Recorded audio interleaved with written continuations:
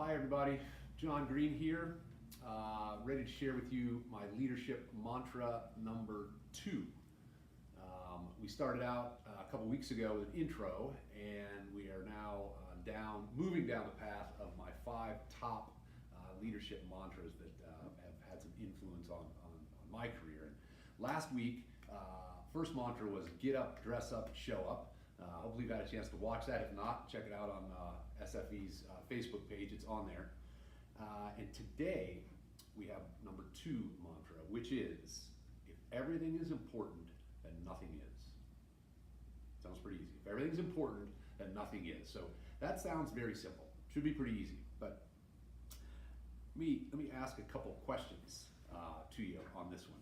Do you ever have a to-do list that just overwhelms you? You know, you're just looking at it and there's so much on it, you don't know where to start, how to start, when to start, any of that stuff. You kind of stall. There's just so much stuff on there, you don't even know where to begin. You just can't do it. And I've had that, and I'm assuming most people have had that. And I don't know that it's completely avoidable to have a big to-do list like that. I don't think we can completely prevent that, but we can minimize it significantly. And I believe this mantra, if everything's important, then nothing is, helps. And as leaders, and again, when I say leader in this whole series, today and last week and in the coming weeks, leader can be any number of things. You could lead an entire company, you could lead a team within an organization, you could lead something civically in the community, you may be the leader of a family, a team, whatever the case is. This really applies to all those things.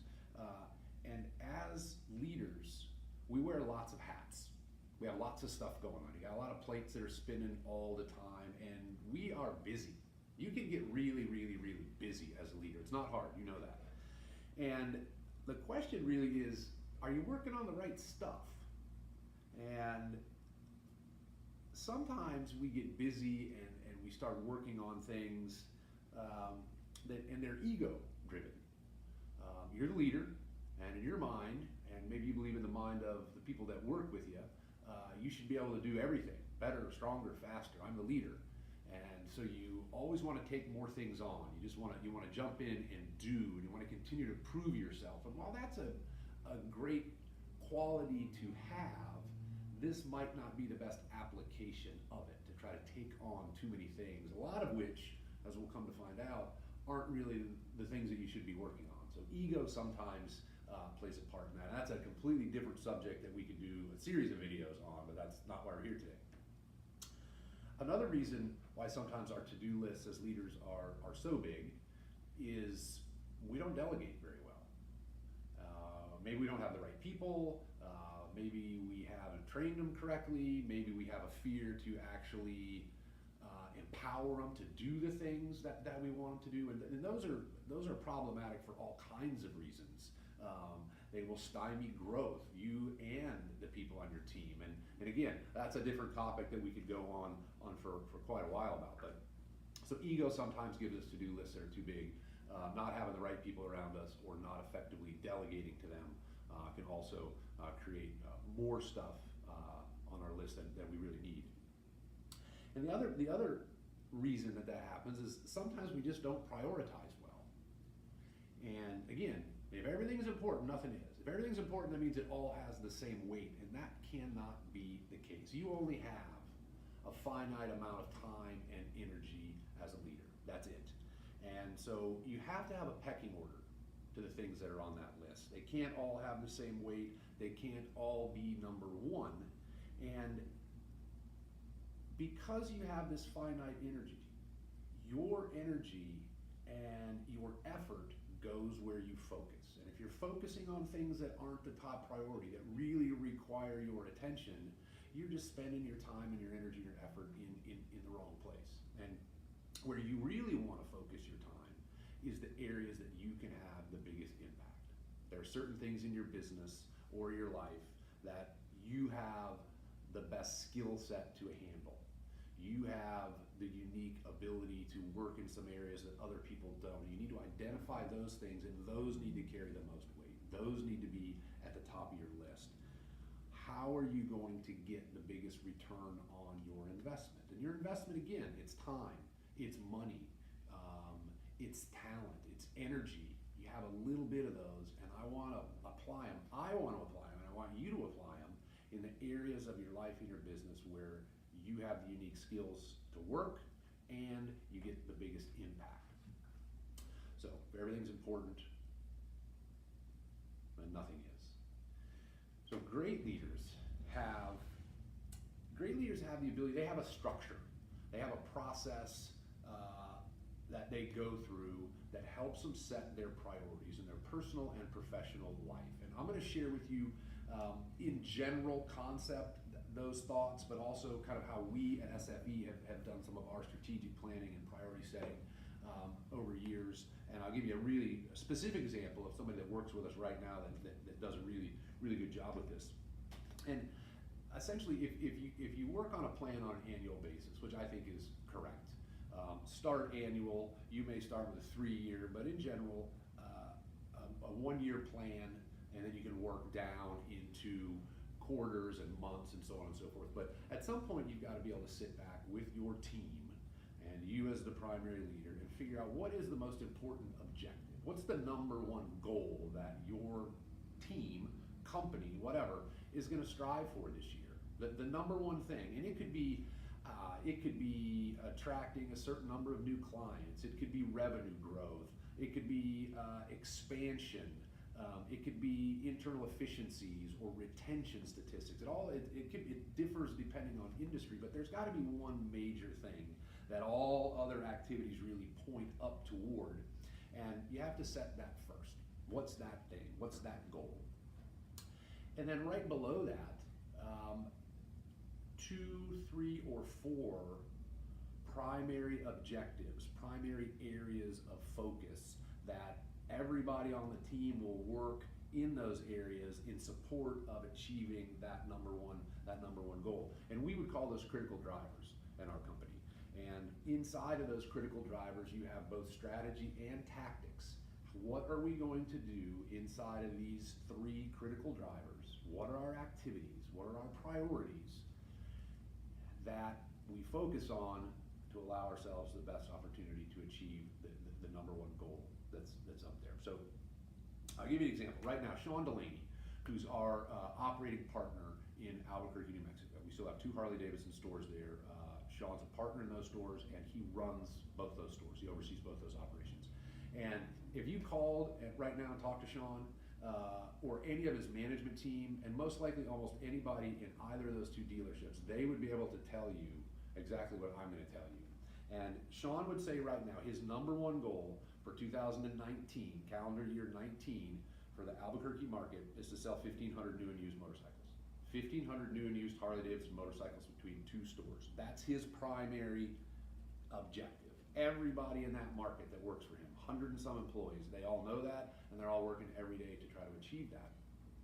Beneath that, his critical drivers, his 3 focal areas are marketing. Okay, obviously we've got digital, we've got media, so forth. We have to drive traffic to our websites, to our phones, and to our front door in order to achieve that 1,500 goal. So there's a very specific plan there that he can refer to all the time, keeps him focused. That's driver 1. Critical driver 2 is organizational health. And for us, organizational health, for Scott Fisher Enterprises, is really a belief system. It's about culture. It's about what business are we in, how do we behave, why do we exist, and what our strategies are. It's something that the Table Group and Patrick Lencioni created, and we've been practitioners for 15 years of organizational health, and it continues to be a critical driver for Sean right now. That's number 2. And number 3 is operational excellence for him. So do we have the right process and procedure to handle and transact a business and deliver the kind of experience that we need to turn shoppers into buyers to the tune of 1,500 motorcycles? And if you think about how the 3 of those interplay, 1 is we're driving traffic. That's the marketing side. 2, we're working on the culture of the business, so the health and how it feels and how our employees get along and the clarity of what they're working on is really spot on. And the third piece is, are we operationally correct? Does our process work? Are we staffed correctly? Are we trained correctly to take advantage of this marketing plan that's out there? Everybody on that team has a copy of that in their binder. It's the front page of Sean's planning binder that he looks at all the time. So to him, not everything is important. Those things are important. He's gonna focus his time, his limited time and resources, because he only has so much. He's gonna focus it on those things, because that, in our estimation and all our planning, that is the biggest return on his investment. That's the greatest impact that he can have. So you got to create those, and you have to write them down.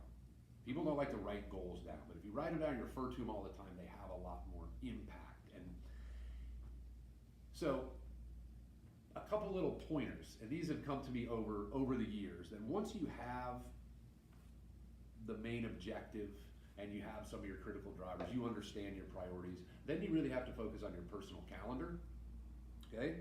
Your daily calendar. What do I need to do today? On that calendar should be the activities and the time that you've defined to focus on the things that are most important. Get that stuff on there, block time. You may also need to block time for personal development. You may want to block time for fitness or yoga or meditation, whatever you need there to stay mentally and physically sharp. Some people block off a power hour in there where they close the door, no interruptions, and I really dig in for 60 minutes or 90 minutes and I get some critical work done in these areas that I've determined to be my highest priority. Now here's the key. Once that calendar's set, your ability to say no to adding things to your calendar that don't fit in your priorities is one of the top traits of successful leaders. They can say no to things that don't fit into this is most important bucket. You have to be willing to say no to things that don't fit. Your time is valuable. Fill it with valuable activities. And the other one, and this one sounds really simple, but this one's amazing. Once you get ready to start your business day in the morning, and people do different things in the morning. Some people read the paper, some people go to the gym, whatever you want to do. At some point, you get ready for business. Open your calendar first. Open your calendar before you open your email. Open your calendar before you go to Instagram. Open your calendar before you go to Facebook, right? Because your calendar is your time, and those are your activities that focus on what is most important. Make sure you're prepared and you have time to handle what's in your calendar before you start looking for additional inputs from emails and social areas and so forth, because everybody's got something important for you to work on. You have to determine what's most important. So, quick little recap inside of those little tidbits. You have a finite amount of time and you have a unique skill set. That's part of the reason why you're the leader. Determine what activities require that skill set. One of the analysis points there is, am I going to get the biggest return on investment? Can I have the most impact in this area? If yes, focus on those things. Create a plan that drives you toward those things. Have a main goal. Have critical drivers. Write them down and refer to them. And make sure that you keep important things important, because if they're all important, then none of them really are. So that is leadership mantra number 2. Thank you for listening to that. I enjoy sharing these. Again, my name is John Greene with Scott Fisher Enterprises.